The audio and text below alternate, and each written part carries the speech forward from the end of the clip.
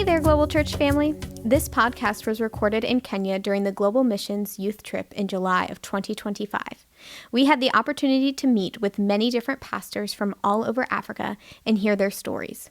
While we can't share them all with you, we were able to interview a few of them to share what God has been doing in their lives and in their work. Please enjoy this episode, and as always, feel free to reach out with any thoughts or questions that you may have. Hey everybody, we are here in Kenya and we are about halfway through the second week being here with Equa EMS, and so we are taking the opportunity to interview a couple people from the conference, just kind of hear their stories and also hear what the impact of the grace message has been in their lives. So joining us today we have Samuel. So Samuel, will you go ahead and tell us just a little bit about yourself? Hello. My name is Samuel Odeke, and by God's grace, I am from Uganda. And I am born again. Okay, we love that. Married. Okay. And actually, 4 days back, we're celebrating my firstborn 18th birthday. Oh, that's so exciting. And I am a father. I love children. But more, I love the Lord. Yes. Okay, that's great. Yes, and that's where I am from Uganda. It's where I have the opportunity to serve. Okay. Yes. And so when did you become a believer? When did you come to know the Lord? Did you grow up in a Christian house, or how did you come to know the Lord? No, I didn't grow up from a Christian house. Okay. Actually, I lost my father when I was 3 years. And I had an opportunity to grow up under the hands of my grandmother and her son. But they were, I don't know if you know, a witch doctor? Yes. In Sorcerer. And my grandmother was the lead witch doctor in our entire region. Okay. And so I was raised unto tradition. Okay. Until when I was 8, because I was too sickly. And one time I shared with Scott, I had epilepsy. Okay. Of which they were not able to help me out of it, despite the herbs that I took. Okay. So when I was 8 years, I had an opportunity to hear the gospel. In our home, they never welcomed anyone by that time who would speak the gospel. So one elderly woman came to our home preaching the gospel, and she said, "I know a man who can heal that boy." So that was the point of interest to my grandmother. I said, who is that man? I said, "Come, I tell you about that man." So when we came, we thought she was going to refer us to a doctor. Then she told us the man Jesus. Immediately she spoke the man Jesus. Everyone left. Wow. But because I was sick, I was young. I really wanted to know more because it was me who needed healing. Right. And so she told me about Jesus and how Jesus can heal me. So she asked me if I could take the Lord as my Lord and Savior. I said yes. And that only made me to be chased out of home.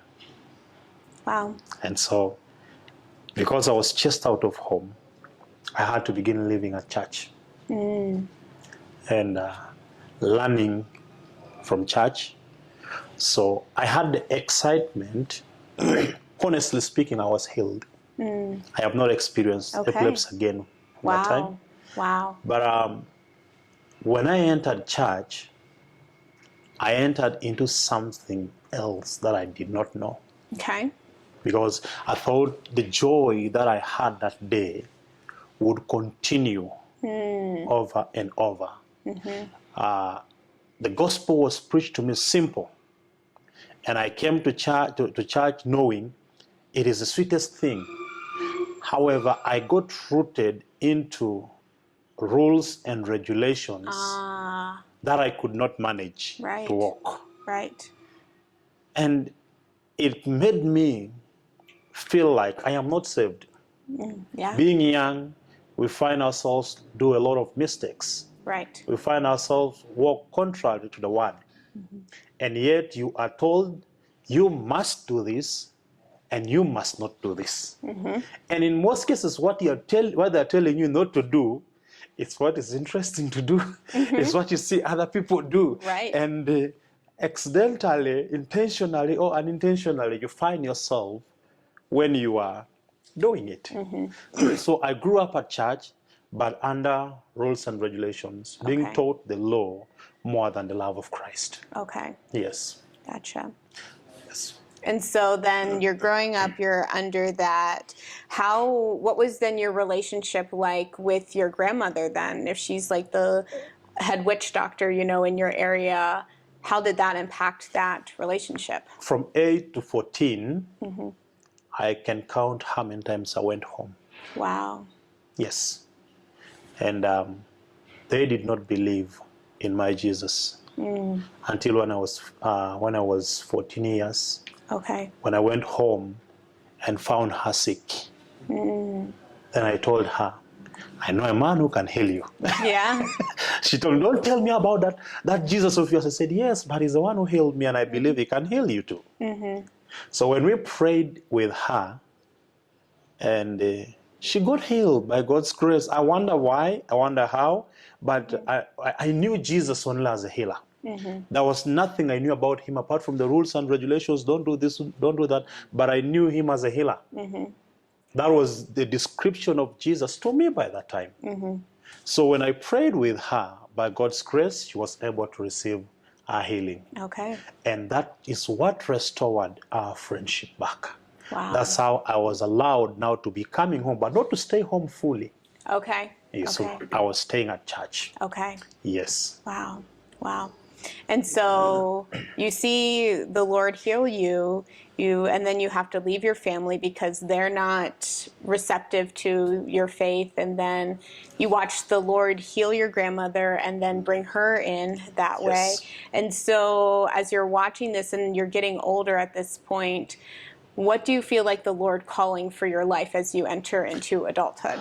Well, in between that period of time, the only thing I thought about was how can I help Jesus heal more people? Okay. So I put my focus on spreading the word of God even when I was at school. Okay. And because of the teaching that I was taught, I devoted more time to reading the word. Okay. I actually was making one time, I think, and I told Scott, I read the Bible 67 times all through from Genesis to Revelation. Wow. Thinking it is where I can get life. Thinking it is where I can be perfect with God.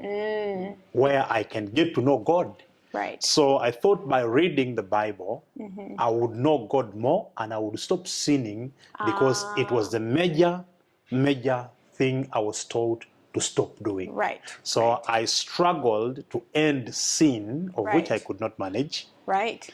I struggled to walk the righteous living, of which I did not know that I was righteous. Right. And continued making mistakes. It's inevitable. Right. At that age. Yeah. And so I put focus into changing more lives, sharing the gospel with them, in accordance to the way I'd been taught by that time. Gotcha. Yes. And so, like going back to what you're saying, like reading the Bible is a good thing because it's how you connect with God. But if you're reading it to be like, this is what I'm supposed to do, this is what I have to do, and if your focus is to stop sinning, then that defeats the whole purpose. True, because reading the Bible that we were taught to was not relationship with God. Right. We did not read the Bible to relate. Yeah. No. Yeah. We read the Bible to help us get out of sin. Yeah. And our major focus was not even to relate. Our focus, number one, of reading the Bible by that time was that we read to go and preach to other people. Right. So I come with a topic that I want you to know. I come search for scriptures that talk about it. Right. So the intention was not to relate with God, but the intention was to come and share to other people and tell them also to read the Bible to stop them from sinning. Yeah, yeah. And so then this was what your ministry then looked like. So let's then go back to just last year. You get invited to this conference, and you hear what we call in like the global missions world, the grace message. Yes. So what was your thoughts when you hear them teach the Bible this way? Wow. First and foremost, in 2016, I came across a grace message. Oh, okay. 2016. Okay. And but I did not know it to its fullness. Oh, okay. I knew just a specific grace Okay. of how Jesus has saved me, has washed away my sins, and forever I am forgiven. Okay. But I did not know how can I help other people know the grace that I know. Okay. And I did not know personally that there is beyond just the saving grace. Right. In having an understanding of grace. And so, because of a lot of legalism that I went through, it was grace plus. I don't know if you understand the word grace plus. Yes. So you're saying there is grace plus you also have to do all these things. Yes, plus you also have to do all these things. Yes. And so I used to feel like something is not right. I know the Bible, I've read the Bible, not knowing I've read the Bible. I had uncoordinated scriptures. I can quote from here, quote from there, fall from here, fall from that side, but I did not know a systematic way to bring it out. Okay, okay. And so we found ourselves so much at wrangles with different people because of the grace that I knew. Right, right. People would not give an ear. Because every time they had the word grace, it's a license to sin. What are they talking about? Oh, okay. What are they talking about? Right. So they turned their ears away. Okay. And so by that time I was like, Lord, how can I really help our community? How can I help our people? How can I help fellow pastors to systematically welcome this message of Christ without fights, without looking at it as a license to sin? And that is when I fell accidentally. Okay. I wasn't supposed to be there. Actually, I even came when they had started. Oh, okay. Yes. Wow. I remember Bishop Emmanuel called me and said, come, your message is here. I said, my message? Because that's how everyone had decorated me. Wow. The man who preaches grace said, come, your message is here. And so I came. But it was too totally different from what I knew. It was systematically arranged that it is able to teach you from eternity past to where we are today, enjoying the results of the fulfilled work of Christ. And I was like, God, this is what I have been asking for. Yeah. You cannot believe the joy that was in my heart that time. You cannot believe. Yeah. First and foremost, having someone teach the message that I have been struggling to understand, and teach it systematically, beginning from the beginning to the end. Right. And I was like, wow, Lord, thank you for this opportunity of learning. So I did learn. By God's grace, Scott was able to give me the Knowing God book. Okay. And he sent me all the other books. So I took more time because my hobby is reading. Okay. I made reading become a hobby. Okay. So I took more time to dip myself into it. And the more I read, the more I understood it beyond that time when I was at the conference. Okay. And so I decided in my heart and said, I cannot stay with good news alone. This good news deserves to go to different lives of people and different lives of pastors. Yeah. That is now when I asked him, can I share this news? Because I felt like sometimes, for us in Uganda, once a church has got a doctrine it is teaching, you're not supposed to take it anyhow. Oh. Until they allow you. So I felt like I had the same mentality. So when I asked him, he said, oh, sure, you can share it with others. Yeah. And that's how I began the ministry in Uganda. Okay. Yes. Wow.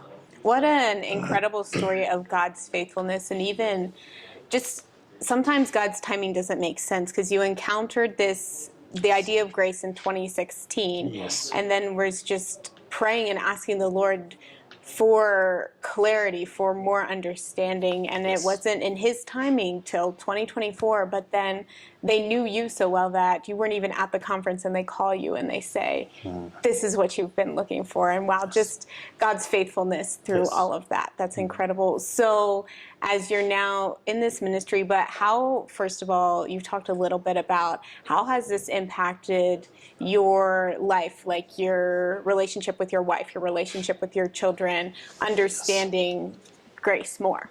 Well, at the beginning, before I met Scott, in my home, we did not agree with my wife because by that time, my senior pastor had said that what I teach is heresies. And so it affected my family. Yeah. That even my wife could not accept to come and sit on the same table with me. Wow. To pray, to read the word. When you begin, it's a prayer time. When you're about to begin, she goes to bed. Why? Because I am teaching heresies. And it was so challenging. I was so perturbed. I was like, God, even when I am reading the word, why wouldn't it be that at least she can sit down and hear, then judge for herself? But I cannot blame her, because all of us, by the way, I've not told you, it was a difficult thing for me to let go the knowledge I had and substitute it with the knowledge of grace. It was totally difficult. Yeah. I felt like, no, despite the fact that grace is there, but so it was so much hard for me to accept and welcome this grace. Okay. But by and by, God went on showing me and revealing me what He has accomplished for me on the cross. And so I was like, is there a difference between the Old Testament and the New Testament? Why are these things too different? Right. And all that was given to me, clarity to me, through the conference that we had. And so by that time, I remember there was even a time I said, for the sake of my family, maybe I should stop this. This I called it foolish belief that I have welcomed. For the sake of my family and the church where I was, and the prestige, Yeah, yeah. But when I met those of Scott and heard this message, I found it very interesting when I began to share creation to Christ with my family. So how did this change everything? I realized ministry and the Word of God, it is God's desire for people to know Him, to reveal Himself to the people. So I said, I will not force my wife, but I will begin with my children to help them, teach them what I used to teach them before concerning, because in our Sunday schools and home, what would teach the children's adults and what you're supposed to do and what you're not supposed to do. And on top of that, you tell them, if you do this, you'll go to hell. So it was not about the gospel. It was about threatening. Okay. And my daughter, 4 days back, when we were celebrating the 18th birthday, she told me, do you know there are times you would speak to Jesus? And I was like, what is Daddy saying? So is Jesus' work only to see, move around looking for my mistakes? And she was like, I never understood anything. Actually, it made me feel like if Jesus' duty is to look for my mistakes and punish me because of my mistakes, then why do I have to waste my time here on earth trying to avoid what I cannot avoid, and yet I'm going to miss heaven at the end of the day? And she told me, but when you began to share creation to Christ in the family, we began to have an understanding. And when you left home, we shared with mommy. So it wasn't me who shared with her. Okay. It was them who shared with her. Wow. So I remember we were in the 7th lesson. That was when she came from the room and sat on the same table with us. From that time, systematically, we've been going on reading, and she was like, okay, I feel like there is something now right here. And today, when I am not home, it is her who is doing the teaching. Wow. Yes. Wow. And so I shared with home. I made a plan. I began sharing with the leader church, Okay. pastor. Then I began sharing this gospel even on WhatsApp. And Scott gave me the opportunity. When we were in Nigeria, he told me that he could manage to provide books for us to share this in the conferences. Yes. Yeah. Wow. And so that's just incredible how the Lord has just been at work in your own family through you, your children, and now your wife. That's so incredible. And so what does your ministry look like now? Like, what are you involved in specifically in sharing grace with those around you? So currently, I was given the opportunity at church to teach creation, to teach God's eternal purpose. Okay. God's eternal plan. And I share it with the entire leadership. Okay. Beginning from the senior pastor alone at free time, then the entire ministry team. Then we teach 2 Sundays in a month, entirely the entire church. Okay. Yes. And there is an incredible turnaround of things in the ministry where I am right now. Yes. Okay. Yes, and church is not my focus. Okay. Church, I have helped my people that they will also learn through that. So I did church as part of the family. But my greatest focus, it is the church in our nation. Okay. I don't know if you understand what I'm trying to say. Like the local church where I am. Right. Let me say that. The local church where I am right now, because they are with me. Right. We started this, we discussed through, actually I discussed through, because I'm always at church, I discussed through with people the message of God on daily basis. But my heart's desire is that other churches and other pastors come to know this message. Okay. And it is what I have been doing. Okay. From the time that I met Scott, so far I've had 8 conferences that I have done. Okay. And out of the 8 conferences, we've had 342 pastors have had the opportunity to go with me, together with me, Knowing God program. And by God's grace, Scott has been, and Fellowship Bible Church have enabled each of those pastors to have a copy of the Knowing God program, and they are teaching it in different churches. Wow. So Uganda has 136 districts. Okay. And I have not covered even a quarter. Okay. I've not. So as I do daily on social media, I give two lessons a week. Okay. Through 17 different groups on WhatsApp. So we have more than an audience of 2,000 people who hear the message of Christ, God's eternal plan, every day. Every 2 days a week. Okay. But what my focus has been to take this message to these people in their areas by that time. And so they have the opportunity to be with me for 4 days.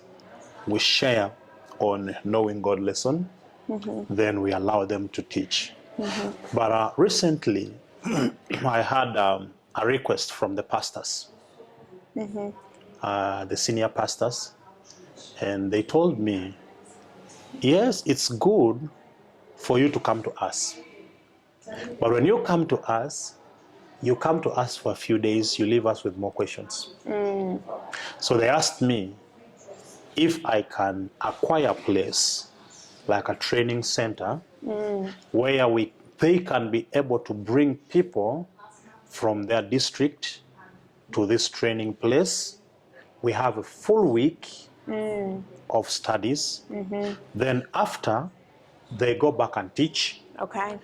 And after 3 months, they can come back and go through another lessons like that, until we are through with all the books. Okay. Yes. Wow. So, like yesterday, I was sharing with Scott. I was telling him, by God's grace, we're trusting the Lord to entrust us with a place. If we can have a training center where they can come and learn. Wow.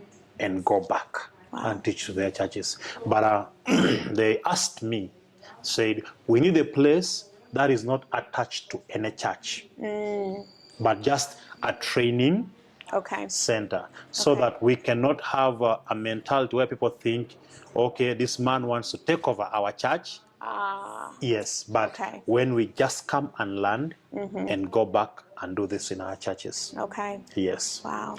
And by God's grace, I believe as the Lord provides in the future, we will get that place. Yeah. Yes. Yeah. Well, that is something that Fellowship Bible Church can be praying with you for as well. And this leads me kind of into my final question then. What else can we be praying for you as you head back home to Uganda, as you embark on where you feel the Lord is calling you in, sharing this message with the church in Uganda?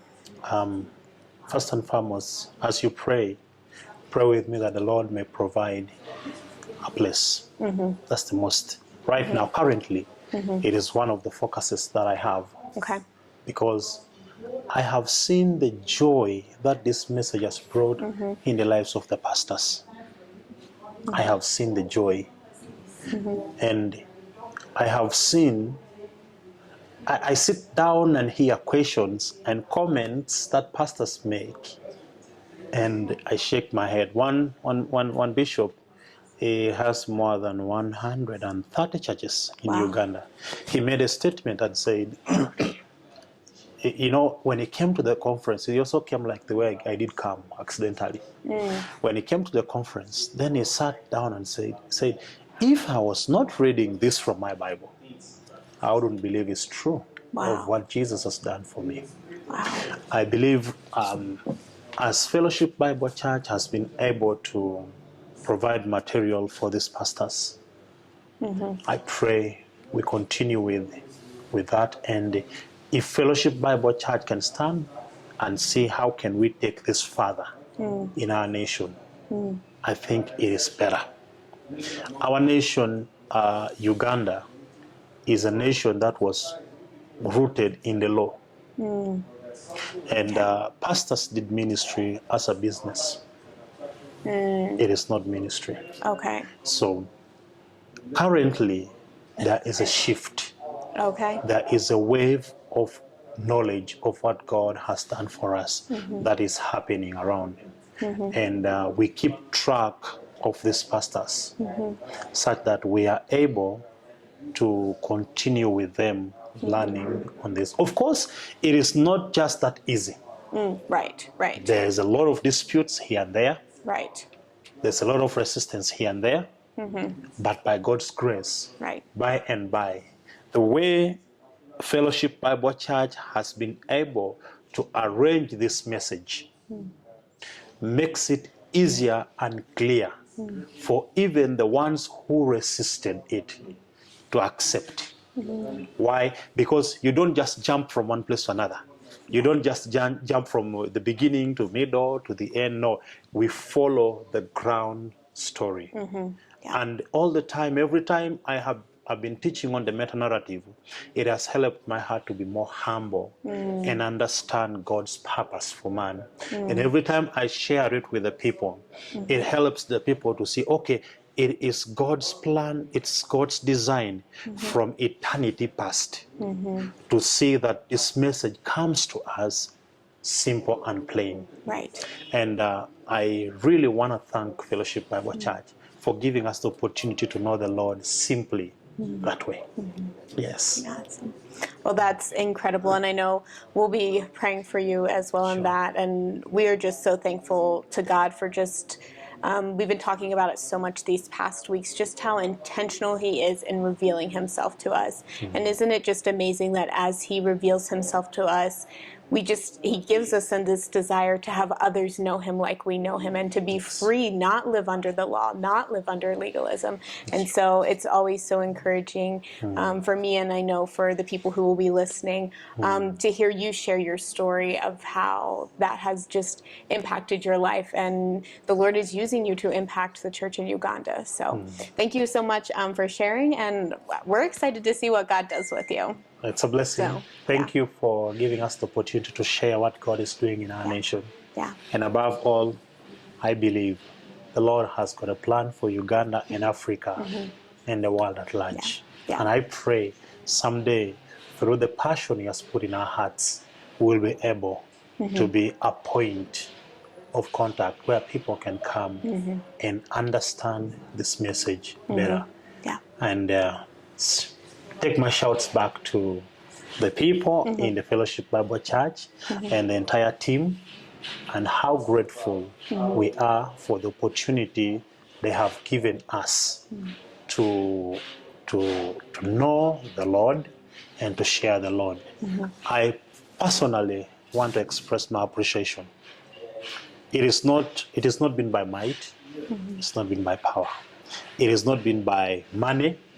I sometimes tell Scott, what you people have given us, money cannot buy. Money cannot buy. And I continue to pledge to continue taking the message to the people. Even before the place where we can have them comes, I will continue going to where they are. No matter how hard it is expensive, it's sometimes difficult, but by God's grace, I know the Lord will make a way. Thank you. Yeah. And it's a pleasure and a blessing. Yeah. Yes. Thank you.